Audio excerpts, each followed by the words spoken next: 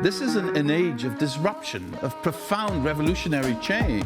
What we're really asking ministers is to empower the ambassadors. The only thing that you really push forth is the truth. You don't see many women represented when it comes to the decisions as to how to handle the pandemic.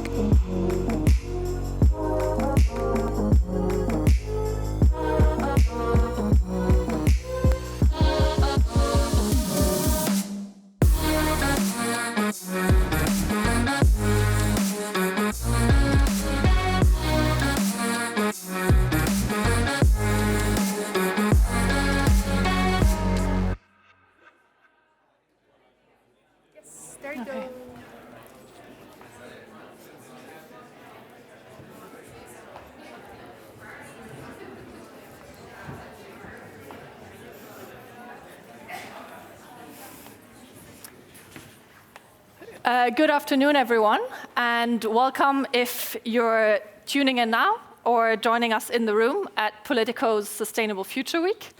My name is Antonia Zimmermann, and I'm a reporter covering raw materials for Politico. For decades, the environmental and human cost of mining minerals like lithium and cobalt has largely been hidden from Europe's view.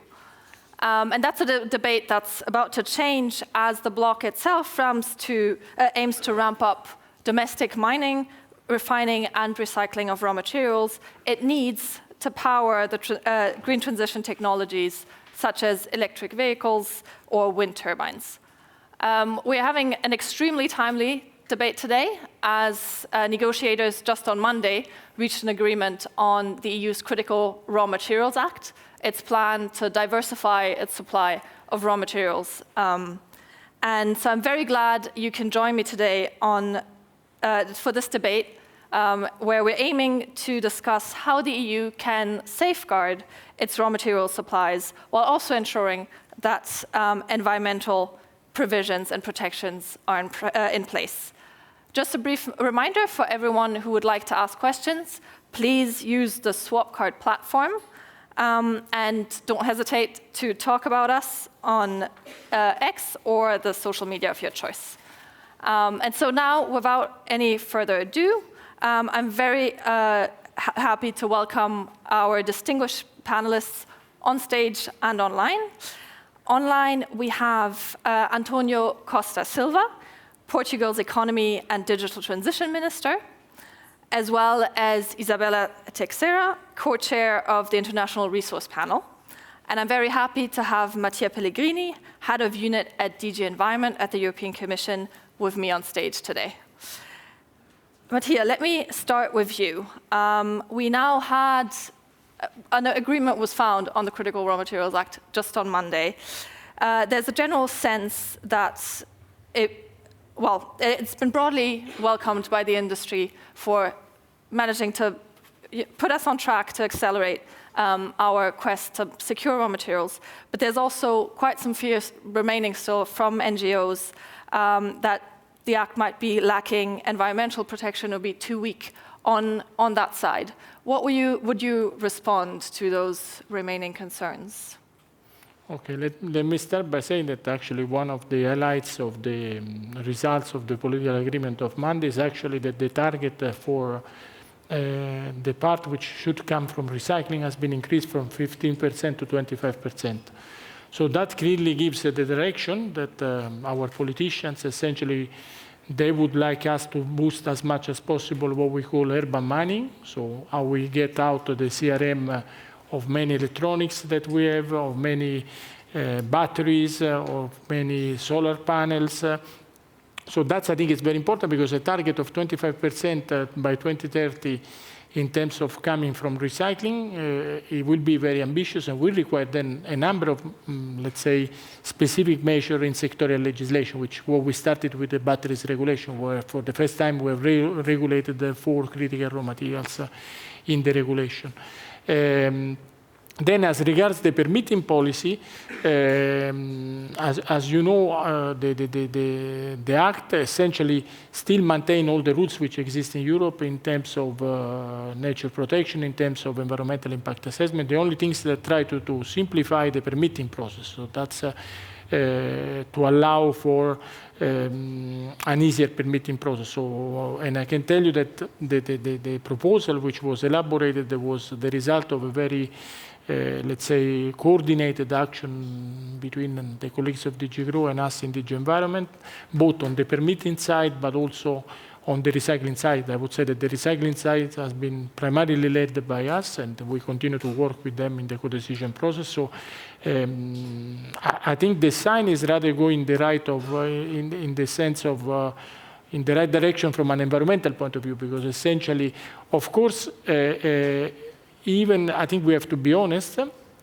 that at the same time the demand is so high that even if we increase as much as we can recycling capacity, this will not be sufficient to fulfill our domestic demand. So that's the reason why the Act also focuses on mining and as well as on processing, because you actually need to build all the different steps of the value chain. And the last point I wanted to make, and indeed, the potential of recycling will be very high, but we need to wait a bit. Why? Because indeed you need to get it out of waste, what we call waste. I mean, actually, the name of my unit is From Waste to Resources for that reason, because we see it more and more as resources, but they have a life. So especially for batteries, many of them will come to the end of their life towards the end of 2030. So it will be only at that moment that there will be quite a lot of material available. And indeed, then at that time, it will be very interesting, because indeed,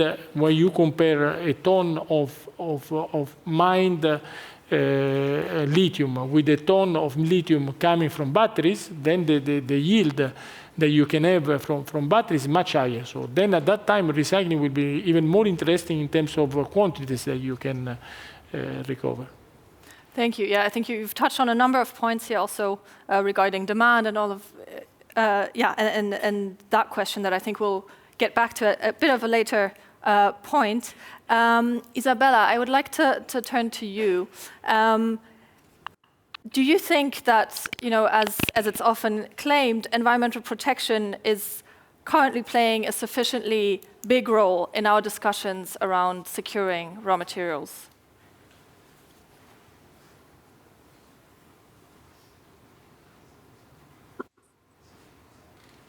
Isabella, are you still with us?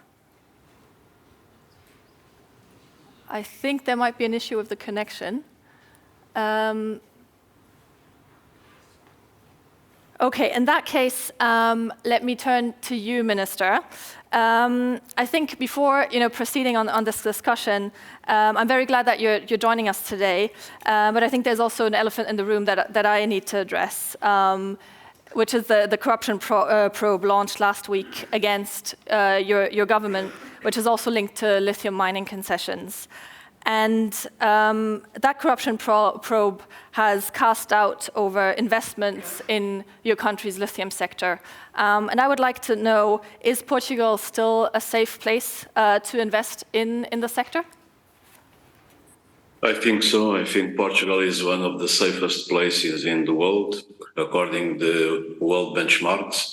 But we are a country where the rule of law is crucial and nobody's above the law. So the investigations were launched. Till now, there are not much substance as far as we can understand. I would like to point out here that our Prime Minister has a career after more than 3 decades dedicated to the public service without anything related to any suspicion. But in this case, someone that is a suspect invoked his name, and this was sufficient for him to decide not to stay in office. I think the country has a consolidated democracy. We will go through it. We will have a new election, a new government, and we will prepare the country for the future. In the political system and democratic societies, no one is above the truth. And for me, corruption is a poison for the society, distorts the market, and we cannot tolerate it. So I am keen that everything will be cleared out. Regarding the concessions, we have in Portugal some of the largest lithium mines in Europe, and I think it's a unique opportunity for the country to develop all this sector, because the situation of Europe, in spite of the Critical Raw Material Act, is very clear. We have very good ideas, but we are unable most of the time to execute and materialize these ideas. To make it happen is very, very difficult. And if we look around our situation in terms of the continent, it's very, very dramatic. When I look to the artificial intelligence, it will be the future. Artificial intelligence is the new electricity of the 21st century. And what happened in terms of patents? Europe has only 7% of patents. We are lagging much behind China and the United States. When we look to the semiconductors, which are crucial for development of all artificial intelligence and the transformation of the economy. In Europe today, we have just 9% of the world market. In the 90s, Europe held more than 20% of the world markets. We speak a lot of the digital services, but digital services are nothing without all the infrastructure, the data servers and everything that is connected with drones and sensors. Europe produces only 6% of the drones and 1% of the data servers used in the world. When we look to the energy transition, Europe was the first country to develop fantastic ideas for the energy transition and deployment of the renewable energies. But what will happen today? In order to be carbon neutral in 2050, Europe needs to produce 2 times more all the wind turbines. It needs to produce 4 times more the heat pumps and 6 times more electric devices. And what are our dependence? Totally on Asia and on China. China nowadays produces more than 50% of the solar panels, of the wind turbines, and in terms of the permanent magnets, China produces 90%. Permanent magnets is crucial for the batteries, for the electric motors. So my point here is very clear. We have a fantastic critical material raw act, but this is a starting point. We need to do much more. And the essential issue here is to have a vision to transform the European economy. It's something that we are doing or trying to do in Portugal with sustainability. The only way for us to compete in the world is to bid for the sustainability of all the new production chains. And this is crucial for a smart mining approach, maybe an European smart mining approach, minimizing all the risks. Because the mining that we had is of the last century. And even in terms of the maps, the evaluation of the resources, we are lagging behind. We are not using the modern technologies to see what resources we have in the different European countries. We have lithium in Portugal, maybe in Europe, in other parts, but we need to do much more. We have a relatively short session, so I just want to make sure we cover a lot of ground. But let me just quickly follow up, because you said you would do everything in your power to also restore trust. Now, from the outset, the lithium projects in your country's north have been heavily criticized for their impact on the environment, with some scientists also questioning the quality of the metal to be extracted. Do you believe that these projects need to be reassessed now? I think we have to be very clear in Europe.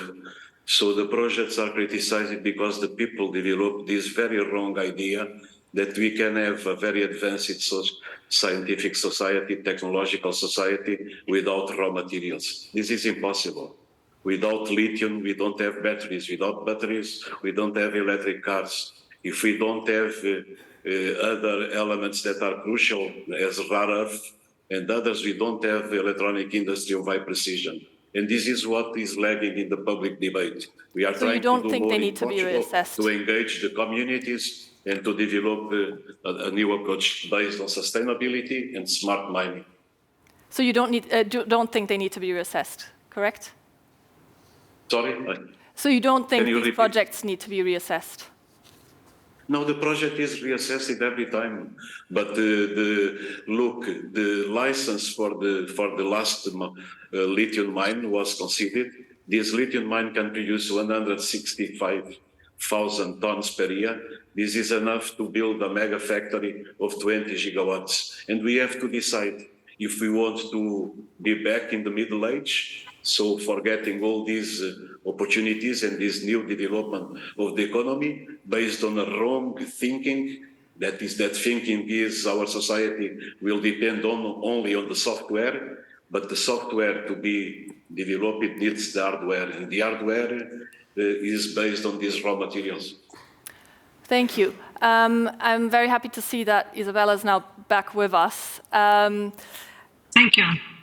Based on what you've just heard, I mean, I think one tension that clearly came up is the idea of, well, we need to secure raw materials for our green transition, but at the same time, there's a clear, so far perception that this will also, there will be an environmental cost to pay. And I'm just wondering, do you think that, the environmental implications are currently playing a big enough role in discussions on how to secure access to raw materials?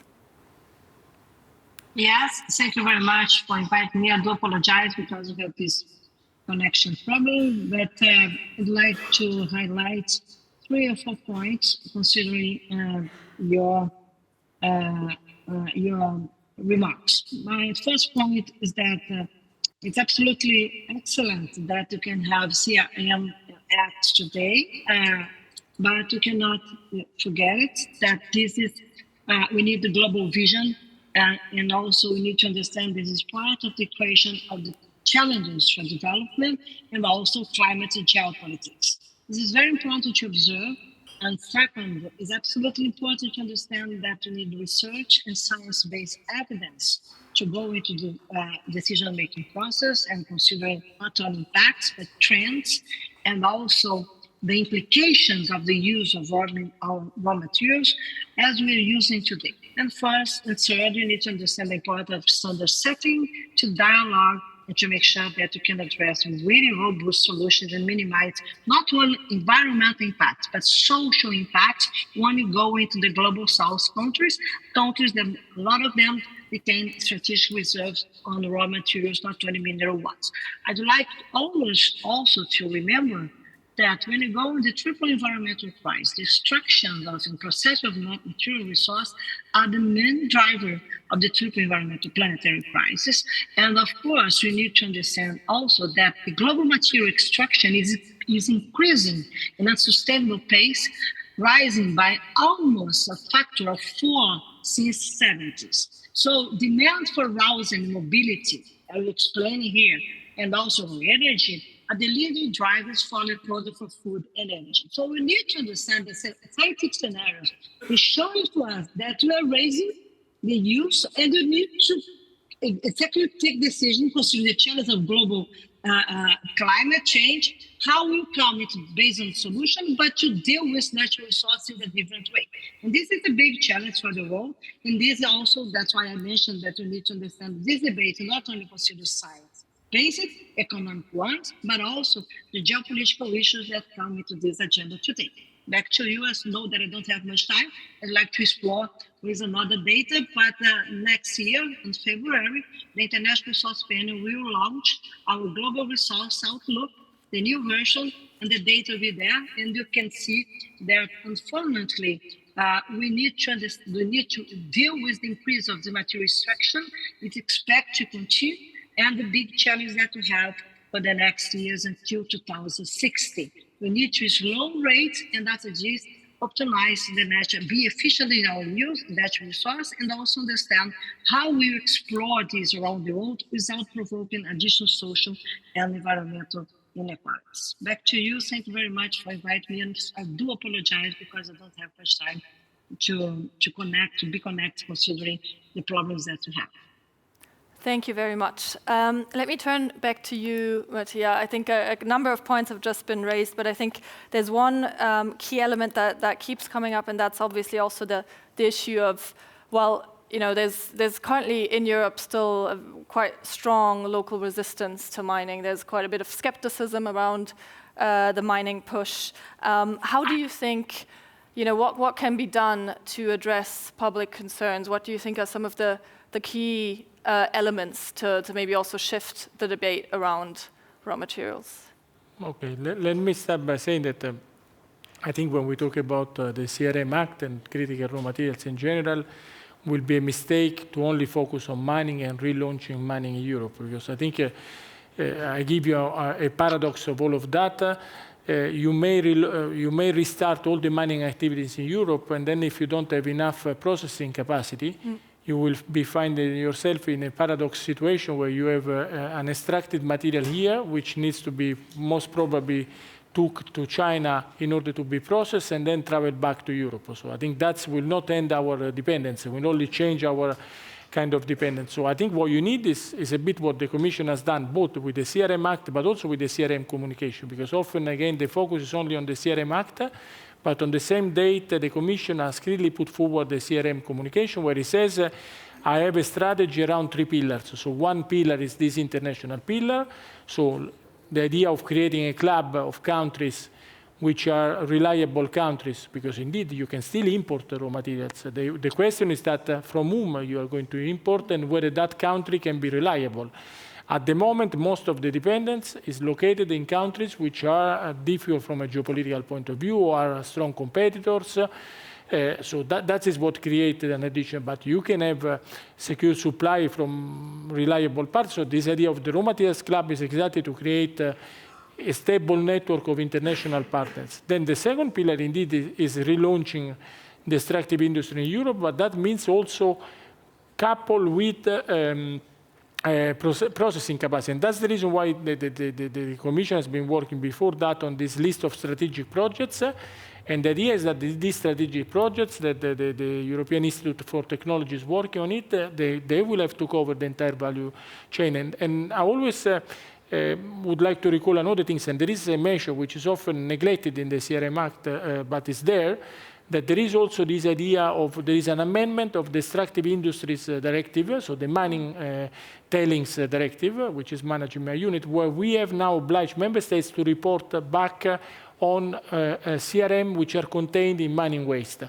That will provide for the first time a map of all the closed mines which are rich in terms of CRMs, because many of these mines, when they were closed, most of these CRMs were not even in the periodic table. So simply they are not, we don't even know. And I think that will provide an alternative even to mining, because I always prefer to say that before you dig a new hole, you can also reuse or recover from an existing hole, because these existing mines, they are there, and some of them may contain, of course, you need an environmental protection legislation, but in this case exists, which is the Extractive Waste Industry Directive.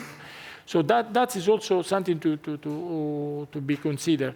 And then indeed, I think it's also important, beyond all the legislation you put in place, it is important to be honest with consumer and with citizens in general. So to explain that indeed both the digital transition and the green transition require huge quantities. I mean, if you read our impact assessment on batteries, when we did the batteries regulation, we have estimated by how many times, we're talking about even more than 40 times, that the amount of lithium which is currently imported by the EU or largely imported by the EU will have to, from now to 2050, will have to be multiplied by more than 40 times. So clearly this shows that the trends, and indeed you need lithium, as it was explained, for the batteries and for many other technologies. What we see also that if there is, for example, lithium is an interesting case, because now the market for batteries for electric vehicles is changing. So at the beginning was all producers going for lithium-ion batteries.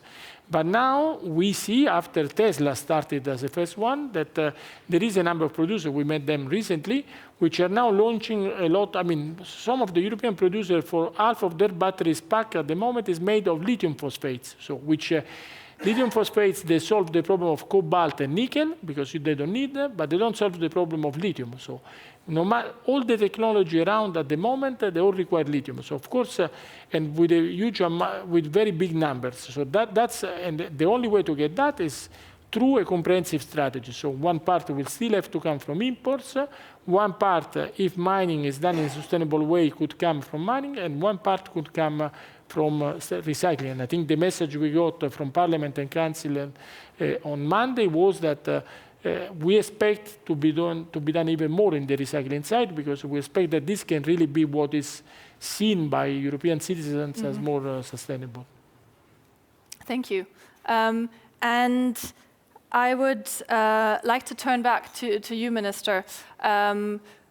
We've just heard there needs, some kind of messaging change to citizens needs to happen when it comes to getting at raw materials.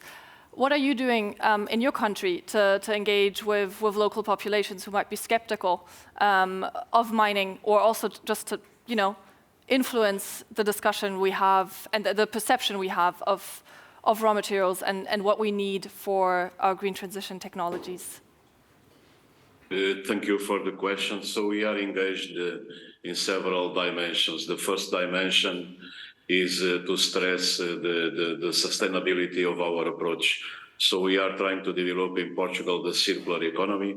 So there is a study by the European Union, by the Commission, that in the European Union you produce per year 4 billion tons of waste, of residuals. If we are able to reprocess these residuals, we can recover at least 1/3 of our strategic minerals that are required for development of the European Union. So the circular economy is crucial for that. So in the zones also where the lithium mines are located, we are developing also several projects related to the sustainability of the circular approach, because we are a civilization that transforms resources into garbage in a velocity without parallel in history, and we have to change completely this paradigm. Related to that, mining is also a contribution, and as Matthias said, linked also to the imports from the other countries of the world. Today, the European Union, we are importing 79% of lithium from Chile. So we have a huge dependence from Chile and for other materials from China.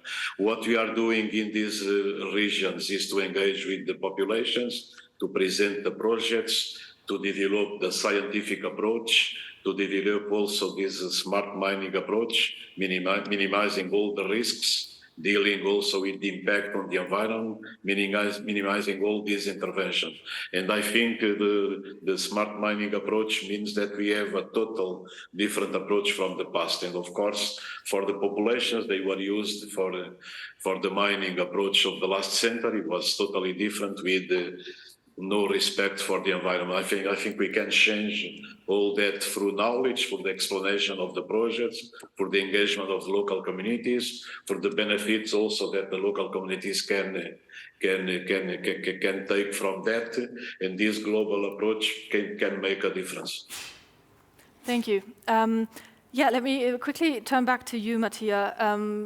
We've talked a lot about the CRMA's emphasis on recycling, and also, the now more ambitious target that we see. And I think that's, in general, been very broadly welcomed. And I think some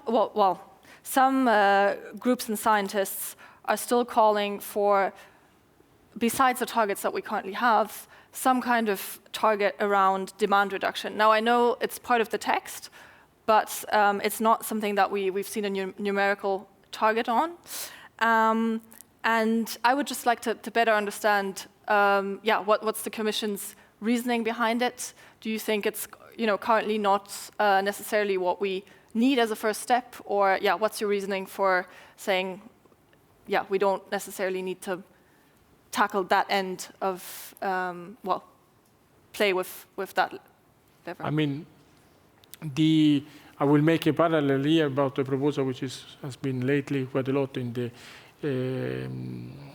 debate, which is the packaging proposal on where we have a waste prevention target. So indeed, you have two ways to tackle a problem. One is to diversify supply, so to work on supply, and all these measures actually are all measures on the supply side, either by diversifying supply by international partners, or by having domestic supply via extraction, or by having domestic supply via circular projects via recycling. So at the end, all of them we have been talking until now, you're correct, is about the supply. So to work on the demand is always more tricky, because indeed, especially if you come with targets, because of course, when you work on the demand and you put targets on the demand, that means that you are intervening on the final choice of consumers. So for example, in packaging, we saw that there was an explosive increase of packaging placed on the market. So we said, okay, let's put an overall waste prevention target. But then often this is something which generates, so I think to come with a quantitative number, it may come, but I think first we believe that also we have to see what will deliver this strategy about the supply, because indeed, normally if all these targets are met by 2030, the ones for mining, the one for processing, the one for recycling, and also the one for supply by international partners, then we should have a better situation. Mm-hmm. Isabella, I would like to put that question to you. Do you think that, tackling the demand side is something that we need to start thinking about more when we talk about raw materials? Yes, but also we need, as I mentioned before, we need to understand how this is coming, considering the trends and the future. Okay, as I mentioned, the increase in material extraction is expected to continue, and this means that you have really urban population demand a lot of natural raw resource, and this means also something that I'm sorry because I lost the first moment of this dialogue, but I think that nobody mentioned this. The global data on extraction hides stark inequalities. High-income countries use up to 8 times more materials per capita than low-income countries. So when you go in supply, best demand, consumers, consumption, etc., we need to understand how we make sure that we are tackling this. We are using standards, we are going into waste, recycling, circular economy, etc.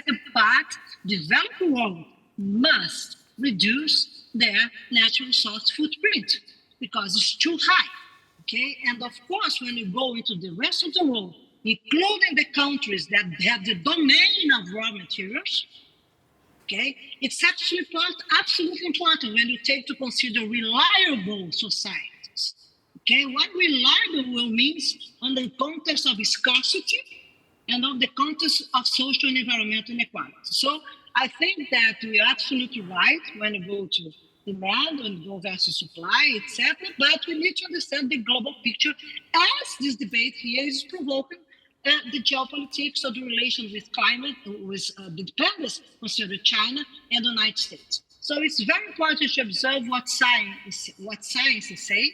It's very important to observe that we need to go. I agree, circular economy, we have been working this is what scientists are recommending, but we need to understand the political picture if you want to address really concrete solutions without setbacks. This is a global crisis. So this means the global society must be engaged, and we need to share benefits of our measures. Thank you very much. And very concretely, how would you, see that engagement play out?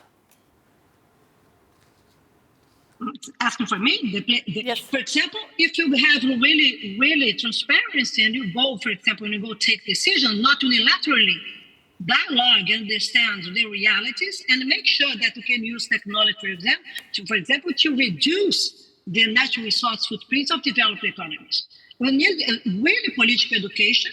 That's not only to cut, to use technology, but we need to change our behavior concerning consumption, and we need to know about costs. We need to understand how we can share benefits of this new measure. It's not only to raise inequalities, as we're looking for sometimes, some case, consider, for example, mining, as we mentioned here before. Thank you. We need to come to an end. I would just like to ask you, Mattia, is there anything you would like to add in response to what you've just heard from Isabella? No, one point I wanted to make, because I think it's often, again, neglected in the debate, and I think, again, it's part of the CRM communication, the CRM Act, is also that there is also a social dimension to that, so that you need to also prepare for these new jobs, which being recycling, being processing. So we lost lots of knowledge in Europe in terms of having the right type of engineers or the right type of chemists in that area. So, the first processing of actually rare earth elements, for example, it started in Estonia, and the only plants at that time was in Estonia, and then we lost all that capacity, which most of it now is in China. So I think that's the reason why one of the measures in the CRM Act is also this CRM Academy, so to use the EIT, the European Institute for Technology, and all the funding opportunities to generate a number of academic opportunities and specific training programs to upskill and reskill our population. So actually, there will be also benefits from, if we invest in that also from a social point of view in terms of refocusing our workforce and recuperating, I think, things which were in certain cases Europe used to be a leader. Thank you. Minister, would you like to come in on? Well, I'm just seeing Isabella. You're raising your hand. If you want to come in for just a minute, that's okay. And then I'll go to the minister. No, go to the minister, please. I would just like to hear about your experiences, Minister, because we've just heard about the issue of skills shortages, which I think is a very pressing one when it comes to changing our economies here in Europe. What are you doing in your country to retrain workers or rise up to the challenge of needing more experts and people in different in this sector? I think the retraining of the people, the upskills, the reskills, we are doing a lot in the country in order to adapt the talent to the new requirements of the economy. And this is part of a broad transformation of the economy, because the raw materials is just a small piece. And I fully agree with Isabella. We have to dissociate the consumption of materials, the consumption of products from the economic growth. I think we can build a more sustainable civilization using technology, innovation, attracting talent, training people, but optimizing all the production chains. I think with the data that we have today, and we are a civilization that produces more and more data, if we are able to use artificial intelligence, machine learning, and the industrialization of machine learning, as we are witnessing in some companies in Portugal, they transform everything. They reorganize the production chain. They have a more sustainable production of the activities. And if this is connected with the different behavior of the consumers, and the consumers can change also their behavior, and they are changing, especially the young generations, is a huge demand for more sustainable products. I think we can be in business, but for that we need really a transformation of all the economy, the transformation of society. And in Europe we have some things that are a weakness for the continent. They don't have, for instance, the capital markets working as in the United States, and we need that for the financing, for new projects, for the transformation. We have a public opinion that is very much keen to develop all the activities, but ignoring the need for produce some of these materials. But I think linking with circular economy, linking with this broad approach, and with the training of people, and with the use of these new technologies, I think we can have this transformation, and this is what is required. Thank you. Isabella, I would like to give you the chance to come in, but just keep it to 1 minute, please, because we're out of time. Just remember two things. All the technology, everything that we're looking for to address the global crisis, nature crisis, I mean, it's decarbonization, deforestation, that things that we are discussing here, you cannot forget that this will demand technology and this will demand energy. Okay? If you compare the demand of energy for Google technologies versus artificial intelligence technologies, they 8 times more.